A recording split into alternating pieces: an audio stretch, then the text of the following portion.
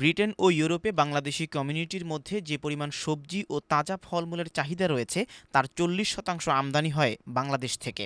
২০১২ সনে বাংলাদেশ থেকে সবজি, ফলমূল ও হ্যান্ডিক্রাফটজাত দ্রব্যের মোট রপ্তানি ছিল প্রায় ৪০০ কোটি টাকা। কিন্তু বাংলাদেশের ক্রমাগত অস্থিতিশীল রাজনৈতিক পরিস্থিতি এই ব্যবসাকে প্রভাবিত করবে বলে আশঙ্কা করছেন ব্রিটিশ বাংলাদেশ ইম্পোর্টার অ্যাসোসিয়েশন ইউকের প্রেসিডেন্ট রফিক হায়দার।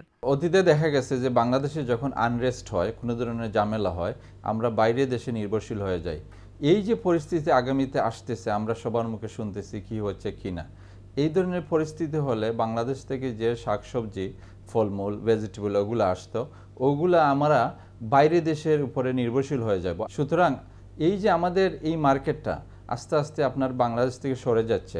অন্যদিকে আগামী নভেম্বর-ডিসেম্বর মাসে যে সকল প্রবাসীরা বাংলাদেশে হলিডেতে যাবেন বলে পরিকল্পনা করছিলেন তারাও রয়েছেন সিদ্ধান্তহীনতায়। অনেকে আমাদের কাছে বুকিং দিয়েছেন, কিন্তু টিকিট ইস্যু করতে মানা করতেছেন। ওনারা বলতেছেন যে আমরা দেখি 25 তারিখের অবস্থা কি হয়, কারণ কেউ এখনো বুঝে উঠতে পারতেছে না যে 25 তারিখ কি হবে। গত বছর এর চেয়ে এই টাইমে আমরা অ্যাটলিস্ট অনেক বেশি পাইছি। এই বছর অ্যাটলিস্ট 50% কম বুকিং লোকজন করছে because of the political situation in Bangladesh.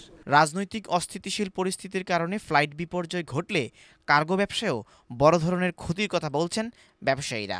বাংলাদেশে সরকার আসে, সরকার যায়, এটা গণতান্ত্রিক দ্বারা, কিন্তু এই গণতান্ত্রিক দ্বারা বজায় রাখতে গিয়ে যদি ব্যবসায়ীরা ক্ষতিগ্রস্ত হয় বা মানুষের স্বাভাবিক জীবনযাত্রা যেন ব্যাহত না হয়, এই জিনিসটা যেন আমাদের রাজনীতিকরা মনে রাখেন। বাংলাদেশের সামগ্রিক চিন্তা নিয়ে আমরা আত্মীয়স্বজন নিয়ে চিন্তিত থাকি এবং দেশে শৃঙ্খলা হইলে এই দেশে বিদেশের মাটিতে আমাদের দেশের ভাবমূর্তি নষ্ট হয়। খুবই খারাপ লাগতেছে সবার জন্য, বাট এটা তো আমাদের দেশেরই ক্ষতি হইতেছে। বাংলাদেশের রাজনৈতিক পরিস্থিতির এই অনিশ্চিত গন্তব্য শুধুমাত্র রপ্তানি বাণিজ্যেই প্রভাব ফেলছে না, বাড়িয়ে দিয়েছে প্রবাসীদের মধ্যে উৎকণ্ঠাও।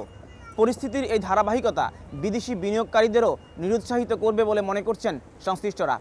তানভীর আহমেদ, ৭১, লন্ডন।